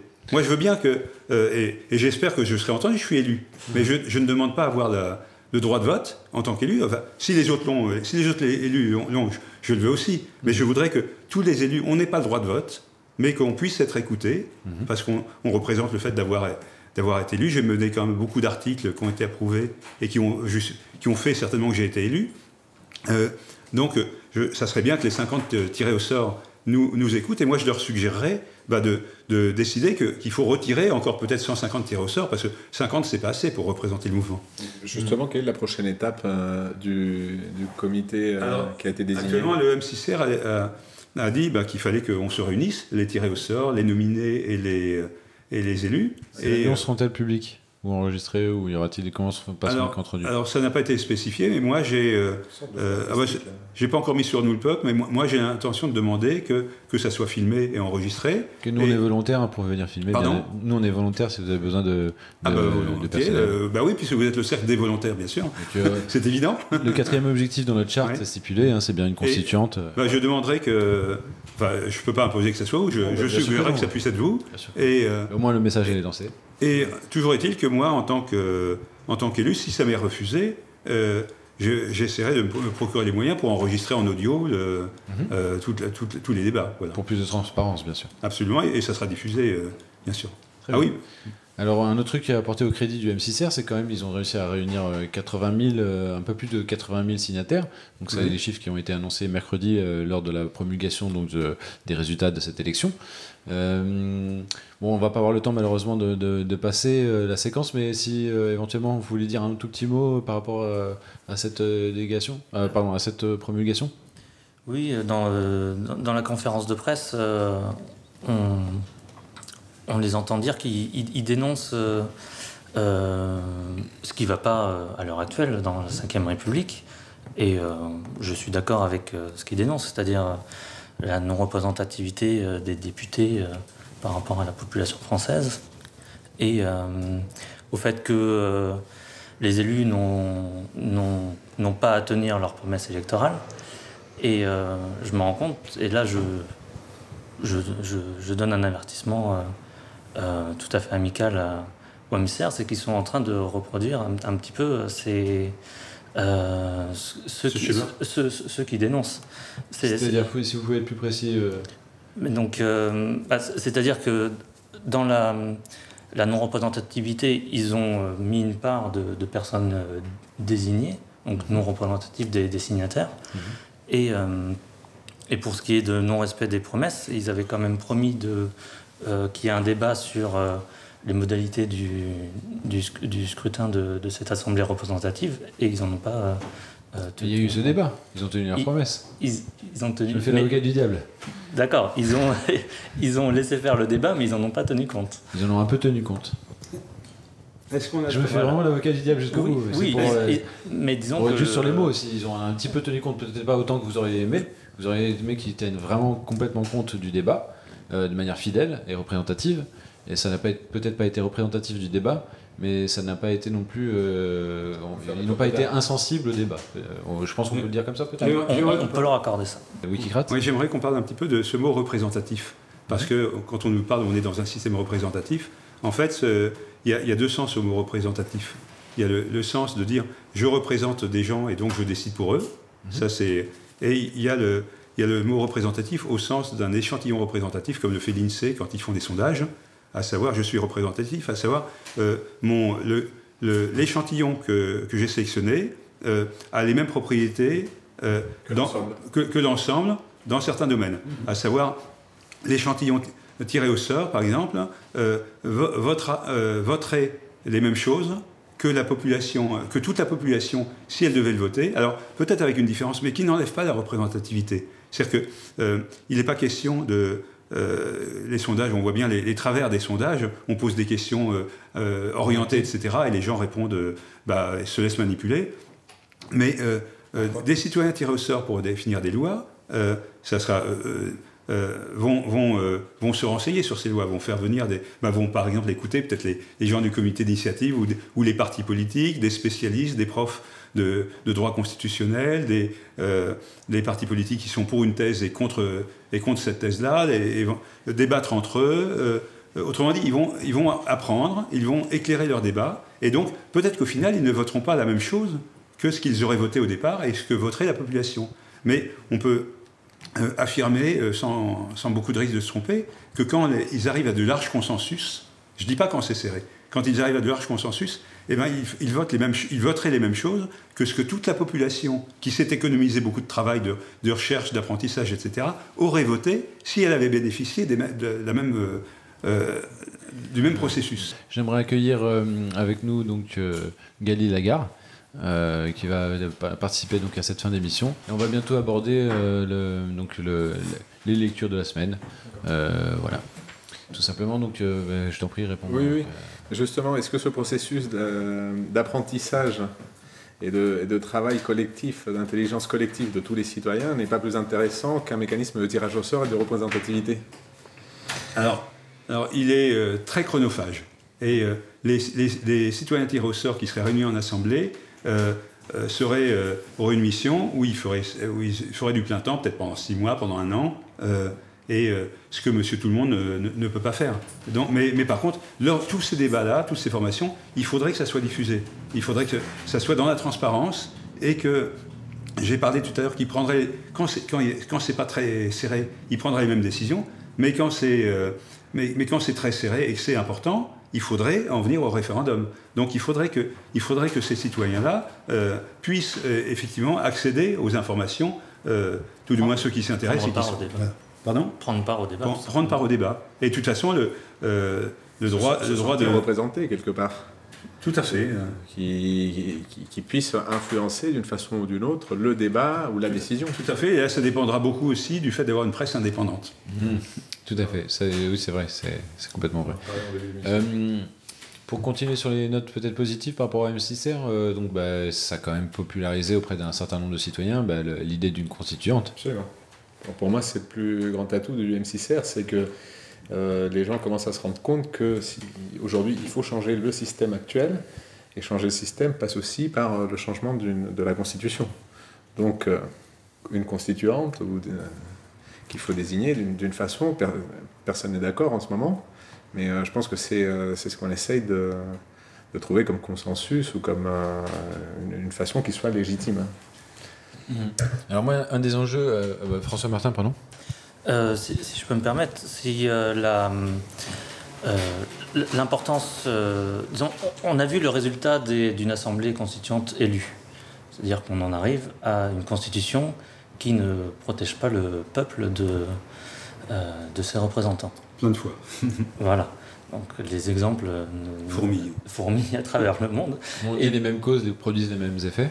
Voilà. Donc à partir du moment où ce sont les personnes au pouvoir qui écrivent les règles du pouvoir, j'ai l'impression de... Et je vais vous parler du scénario catastrophe. Et donc, ils sont en conflit d'intérêts, ils ne peuvent juste pas écrire les bonnes règles. Donc, pour une fois, donnons le pouvoir aux citoyens, donnons le droit aux citoyens d'écrire les règles du pouvoir et constatons du résultat. Et je voudrais parler du scénario catastrophe et que j'adresse d'ailleurs à tous les signataires du M6R. Quel est donc ce mystérieux scénario catastrophe qui sont pour l'élection d'une assemblée constituante. Imaginons que demain on élise une assemblée constituante. Et donc on va dire que admettons que le M6R, le M6R va pas faire du suffrage majoritaire, ça serait à la proportionnelle. Donc on se retrouverait avec les partis politiques qui présentent des listes, et on se retrouverait grosso modo avec une assemblée constituante composée, alors on va faire très large, plus ou moins 5%, il y aurait 25% de PS, 25% d'IMP, 25% de Front National. Pardon ? Front National. De Front National, oui, et puis, alors on va en enlever un peu aux autres, et pour faire 27% au parti de gauche, et à Jean-Luc Mélenchon, mais plus ou moins 5%. Donc je pense que je ne me tromperai pas beaucoup. Mais on se retrouverait donc avec des constituants qui seraient des cadres de partis politiques, dans lesquels il y aurait le quart qui serait du Front National, le quart de l'UMP. Est-ce que vous croyez franchement que ces gens-là nous écriraient le référendum d'initiative citoyenne dont le Front de gauche, ou le référendum révocatoire que le Front de gauche désire, le Front de gauche, il représenterait un pourcentage, il n'aurait pas 50% des voix. Donc ça ne passerait pas. Alors que si on demande aux électeurs... Ah oui, alors, là c'est plus le scénario catastrophe, j'allais dire la bonne solution. Mais Alors justement, puisqu'on était un petit peu sur les écueils, moi j'aimerais souligner un petit problème qui peut être aussi, qu'on a peut-être pu voir dans certaines discussions sur Facebook ou autres. C'est vrai que ça pose la problématique déjà avec qui on s'allie pour faire cette constituante, parce que c'est vrai que les alliés évidents ne sont pas forcément à l'UMP, au PS et ni au Front National pour les gens du Front de gauche. Donc, où est-ce qu'ils sont? Ils sont peut-être aussi parmi ceux qui ne votent plus ou qui ne désabusés de la gauche ou pour d'autres raisons, désabusés de la non-souveraineté populaire qu'il y a en France. Donc, ce que ça m'inspire, c'est pour que cette constituante, ou en tout cas ce mouvement M6R, puisse être fédérateur et soit vraiment un mouvement citoyen au-delà du front de gauche. Est-ce qu'il ne faudrait pas qu'ils acceptent un petit peu plus, pour certaines personnes, le débat? C'est-à-dire, je m'explique, que la différence de pensée en termes de citoyens, entre citoyens, la règle du respect de la pensée de l'autre soit un petit peu plus respectée, parce que j'ai été moi-même, je le dis, j'ai été victime de calomnie et tout de suite, extrême droite, bon, t'as le droit de parler, mais on t'a à l'œil. C'était vraiment ça. J'ai le droit à une émeute de trolls, alors que j'avais même pas bougé le petit doigt, j'avais le droit de rien faire sur le groupe, etc. C'était assez hallucinant. Enfin, c'est pas tous les groupes comme ça sur le M6R, Dieu merci. Il y en a qui sont gérés par des gentils-virus où justement le respect est de mise, mais d'autres où c'est quand même bien idéologisé et où on a des vieux réflexes de meute qui sont malheureusement des réflexes de parti. Je dirais, c'est pas du tout propre au fond de gauche. On voit ça malheureusement dans tous les partis, même dans certains groupes citoyens qui prennent de l'ampleur. Oui, absolument. Dans une assemblée constituante tirée au sort, il y aurait des gens qu'on n'aime pas, il y aurait des autocrates, des gens qui voudraient couper la parole à tout le monde, etc. Mais justement, grâce, pas au petit protocole qu'on a fait, mais à un protocole qu'il faudrait mettre en place, peut-être un protocole qui serait défini par une assemblée tirée au sort en amont, et qui ne serait pas constituante elle-même, mais qui définirait des règles de bienséance. En parlant de bienséance, j'ai toujours pas présenté Gaël Lagarde, qui fait partie du cercle des volontaires. Est-ce que tu as un verre de vin? Non, il n'y a pas de bienséance là. Franchement, c'est le cercle des volontaires carton jaune. C'est pour moi, c'est moi le coordinateur. Donc, je suis pas le grand chef, je suis juste humble coordinateur. On est un cercle. Alors, j'arrête de parler de moi. Donc, on va passer bientôt aux lectures. Si on fait un petit tour de table pour conclure sur le M6R, si vous avez un petit message à faire passer, à la fois aux citoyens, à la fois aux signataires du M6R, aux internautes tout simplement. On commence par Paul Boucrate. Allez, ça a l'air lancé. Non, mais c'est parce que je suis sur un lancé, c'est tout. Mais je veux bien parler en dernier si vous voulez. On tire au sort. Ah, si vous voulez. Non, je plaisante. Avec une pièce de 1 franc ou de 1 euro? Non, on a dit que pour les choses importantes, l'autocrate pouvait décider. Donc, je dirais que la défiance est quelque chose de sain et de nécessaire en démocratie. Donc, il est sain que les gens dans le M6R, comme nous, puissent être méfiants par rapport à son fonctionnement et marquer à la culotte, si vous me permettez cette expression, les petits écarts qu'il peut y avoir.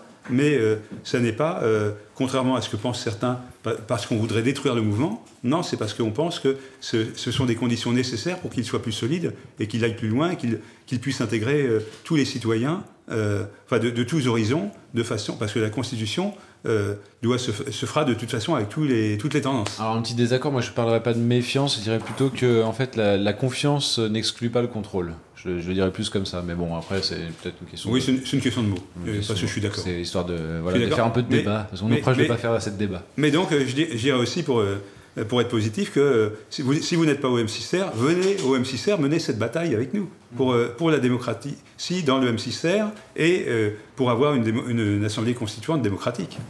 Alors je précise que, je ne l'ai pas précisé en introduction, mais on a invité bien sûr des personnes du M6R qui sont du parti de gauche, qui n'ont pas décliné l'invitation, mais qui n'ont pas encore accepté.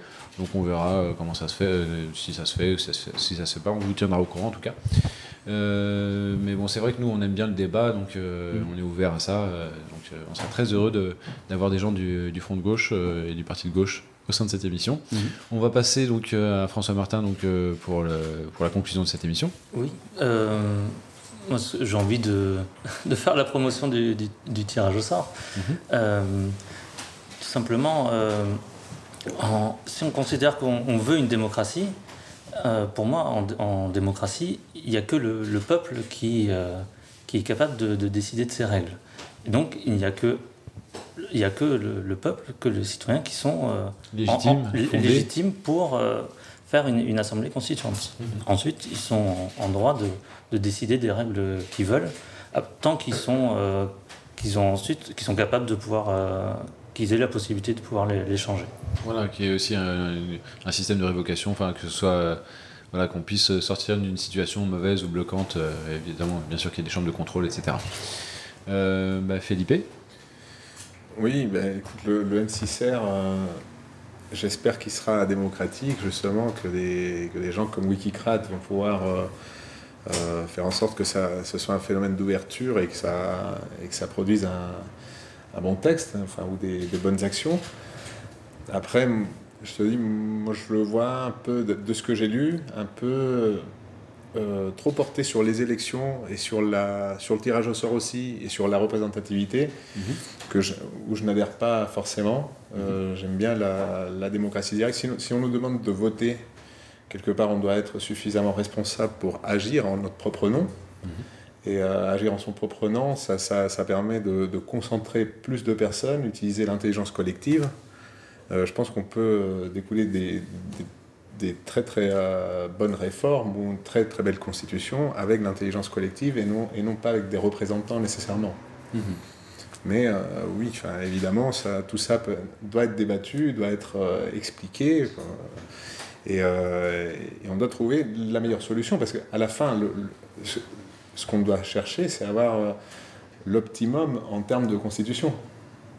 C'est avoir un bon texte à la fin, qui permette à chacun de faire les choses démocratiquement, la liberté, etc. Mais okay. Il faut que tout le monde converge vers ça, vers cette discussion, ce dialogue, et que les bons mécanismes ressortent de ce travail-là. Très bien. Felipe, François, Wikicrat, merci beaucoup pour cet échange, et cet échange vraiment très éclairant sur le M6R, la constituante, la constitution, la nécessaire réforme de notre démocratie. La démocratie, donc j'ai bien compris qu'il fallait mettre entre guillemets, pour ne pas se faire avoir par la novlangue. Donc on va passer, donc merci à vous trois. C'était vraiment, je pense, j'espère pour les internautes, vous nous direz via les commentaires. Je vois aux mines déconfites des techniciens qu'il faut que j'accélère un petit peu à la fin de l'émission. Donc je vais essayer d'être un petit peu plus tight. D'être un peu plus, énergique, parce qu'il ne faut pas utiliser d'anglicisme. Les lectures. Alors, viens à mon aide, Galil, bonsoir. Bonsoir. Donc, j'ai sélectionné 3 livres qui portent sur les sujets qu'on vient d'aborder, qui permettent d'élargir un peu le débat. Alors, dans sa dernière intervention, Felipe parlait de nécessité d'agir. Alors, le premier livre que j'ai sélectionné a été publié à ce titre dans une maison d'édition qui a été fondée en collaboration avec le sociologue Pierre Bourdieu et qui s'appelle Raison d'agir. Et donc, c'est un livre d'Éric Hazan qui s'appelle LQR, la propagande du quotidien. LQR, alors pourquoi LQR? Juste, je précise, Éric Hazan, ouais.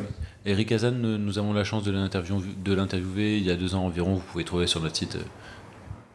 Alors LQR, pourquoi LQR? LQR, c'est un syntagme latin qui veut dire Linguae Quintae Republicae, la langue de la 5e République. C'est une référence à un ouvrage de Victor Klemperer, un linguiste allemand, qui a publié LTI, la langue du Troisième Reich, au moment de l'accession d'Hitler au pouvoir.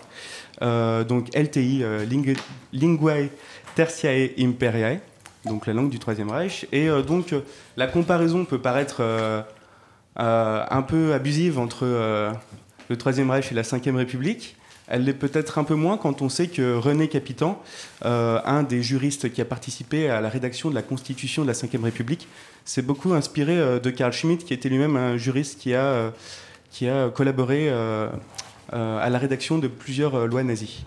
Au-delà de cette information historique, le diagnostic qu'essaye d'établir Éric Hazan dans ce livre concerne justement ce 4e pouvoir qui a été abordé pendant l'émission, c'est-à-dire le pouvoir des médias. Et comment est-ce que finalement nous sommes conditionnés quotidiennement par la publicité, par les médias qui banalisent en fait les formes de domination auxquelles nous assistons et qui les normalisent. Et l'ouvrage revient notamment sur une décision qu'on peut considérer aujourd'hui comme historique, c'est-à-dire la décision qui a été prise de bafouer le non au référendum à la Constitution européenne de 2005, et sur la manière dont finalement les médias ont essayé de conditionner les électeurs pour qu'ils votent oui, Et on remarque que malgré cette pression médiatique, il y a une résistance électorale qui est peut-être signe d'espoir et d'avenir pour toutes les initiatives voulant mener à une réelle démocratie. En parlant de résistance électorale, on va bientôt fêter les 10 ans du non au référendum sur la Constitution européenne. Je pense qu'il va y avoir pas mal de petites fêtes organisées de ci, de là. On vous tiendra au courant sur le web. Donc, ceci étant dit, je passe au deuxième ouvrage, qui est l'ouvrage d'un intellectuel états-unien qui s'appelle Christopher Lasch. C'est une manière aussi de montrer que ce débat sur la démocratie, c'est un débat qui touche toutes les démocraties libérales contemporaines, et pas seulement la nôtre. Et vous avez évoqué que quelque part c'est un combat international. Donc ce livre de Christopher Lasch s'appelle Le seul et vrai paradis, et une histoire de l'idéologie du progrès et de ses critiques, et qui montre justement comment les populations des classes moyennes se sont révoltées aux États-Unis contre une certaine idée du progrès technologique qu'on voulait leur imposer et qui n'était malheureusement pas du tout suivie de progrès social. Et comment est-ce que finalement des philosophes et des intellectuels ont accompagné ce mouvement populaire. Il aborde notamment le cas de Josiah Royce, un philosophe états-unien qui a enseigné à Harvard et qui s'inquiétait déjà au début du XXe siècle de la manière dont la presse, les journaux uniformisaient finalement le paysage politique de nos démocraties contemporaines. Alors, parce qu'on n'a plus beaucoup de temps, je suis désolé. Est-ce qu'on peut passer au troisième livre? Il s'agit d'un auteur américain également? Tout à fait. C'est un ouvrage de Sheldon Wolin qui malheureusement n'est pas traduit en français. Sheldon Wolin a collaboré avec Christopher Lasch sur de nombreux projets, notamment une revue qui s'appelle Democracy, qui a été édité à la fin des années 80, début 90. Et donc il publie aux éditions de Princeton University Democracy Incorporated, Managed Democracy and the Spectre of Inverted Totalitarianism. Je vous épargne, je m'excuse pour mon accent coupé au couteau. Et donc la thèse de Sheldon Wolin est tout simplement que nous ne sommes plus dans des démocraties, mais dans des régimes qu'il appelle des totalitarismes inversés. C'est-à-dire des régimes qui se présentent comme des démocraties, mais où le terme démocratie n'est plus qu'une fiction utile qui sert à la fabrique du consentement, comme disait Noam Chomsky. Donc malheureusement, j'ai pas beaucoup de temps, mais voilà, j'espère que je vous aurai donné envie de lire ces ouvrages. Merci beaucoup, Galil. C'est une thèse d'ailleurs qui est partagée, je crois, un peu plus ou moins par... on a développé cette thèse, je crois, pendant cette émission. Merci beaucoup, c'était vraiment fort à propos. Et je crois qu'on te réinvitera. Pour terminer un petit peu là-dessus, je vous remercie à tous d'avoir préparé cette émission. Avec moi, merci d'avoir participé, d'avoir répondu présent. Je vous dis à une prochaine et j'espère que ce rendez-vous vous plaira. Encore une fois, ce rendez-vous est le vôtre, il se veut citoyen. On va ouvrir bientôt, une plateforme, je l'espère, un site compagnon comme on dit maintenant, avec tout un tas de fonctionnalités participatives. Un petit peu de patience, je vous prie. Et merci beaucoup pour votre fidélité et vos encouragements qui nous vont droit au cœur. Merci beaucoup.